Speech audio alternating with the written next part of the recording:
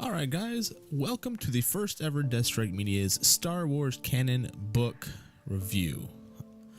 Why am I doing books now? I've got a lot of them. I've read most of the new canon and might as well talk about them, give my viewpoints on them. But yeah, let's get right into it. The very first one we're going to do is going to be Dark Disciple by Christy Golden. Dark Disciple should have been a Clone Wars episode, but of course they canceled Clone Wars before they got a chance to make this episode.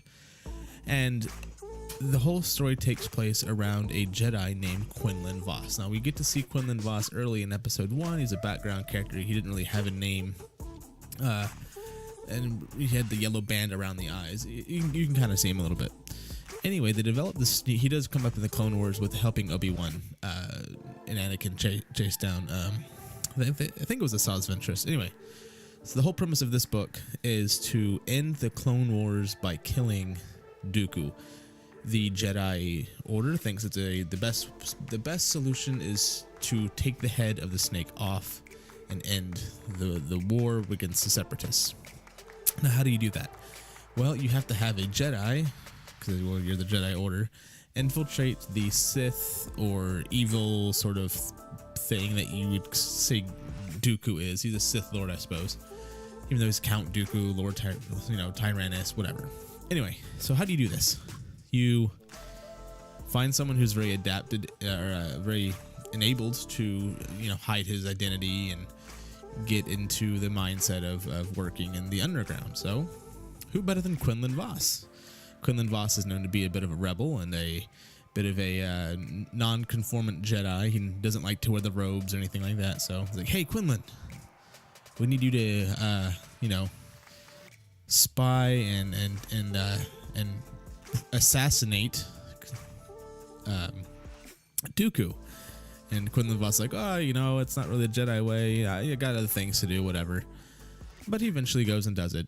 And to do this, he had to get close to Asajj Ventress. Now, at this time in Asajj's life, she's been kicked out of the Sith Order or from under Dooku, and he's like, "I'm done with you." He tried to kill her. She escaped and is now living underground as a bounty hunter. A very good bounty hunter, as figured Jedi or Sith would be very good bounty hunters, using their skills as a Jedi or Sith to track down their enemies or their bounties, whichever.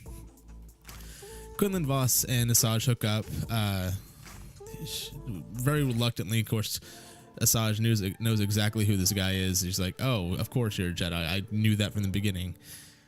Anyway, Quinlan Vos goes on this run with Asajj, and they have trials and tribulations, and they kind of go.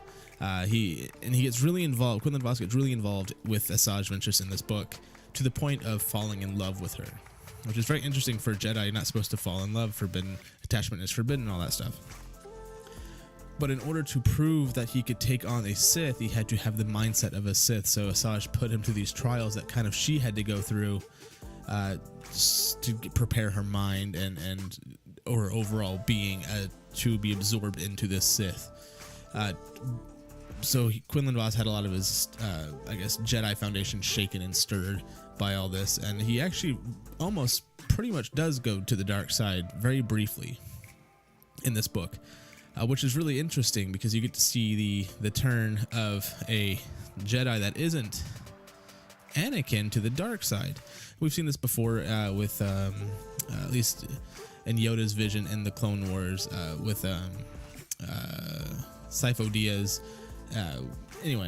So it's interesting to see this on another perspective, on a different Jedi. So it's probably more common than we more think as an audience and appreciation of Jedi and Sith. So that's very interesting. Anyway, they have to find a way to kill Dooku, and they find a couple different ways to do it. All of them obviously fail, because we know how Dooku meets his end. It's by Anakin's hand in front of the Chancellor Palpatine on the ship of the Invisible Hand in Revenge of the Sith. I think it was Revenge of the Sith. Anyway, so they come up with this amazing plan to do this. Everyone gets pretty much caught or captured. But long story short, Quinlan Vos returns to the Jedi Order, and we get to see Asajj Ventress' death in this book. So She's no longer alive after the events of this book. That's why she no longer appeared in Rebels or anything else. She died in this book. Spoiler alert. So keep that in mind, guys. If you really like Asajj Ventress and get more into her character, you totally get that in this book. As well as learning about Quinlan Vos and who he was and what he did for the Jedi and what he had to do and overcome to be let back into the Jedi Order. Kind of like what we saw Ahsoka do. The Jedi turned their back on her. She's like, "Oh, you can." They said, "Oh, you can come back." She's like, "Oh, hell no." Quinlan Vos does come back under guidance of her Obi-Wan. Anyway, check it out, guys. If you really love the Clone Wars era stuff, if you really like plotting and off characters that you want to know more of, like Asajj Ventress or Quinlan, or even a little bit about how Anakin interacted with other Jedi other than Obi-Wan. There's a little bit of that in here too. I highly recommend it. I do give it about a 7 out of 10 Metachlorians. But yeah, go check it out, guys. If you really like the Clone Wars era stuff, check out this book. Until the next book review.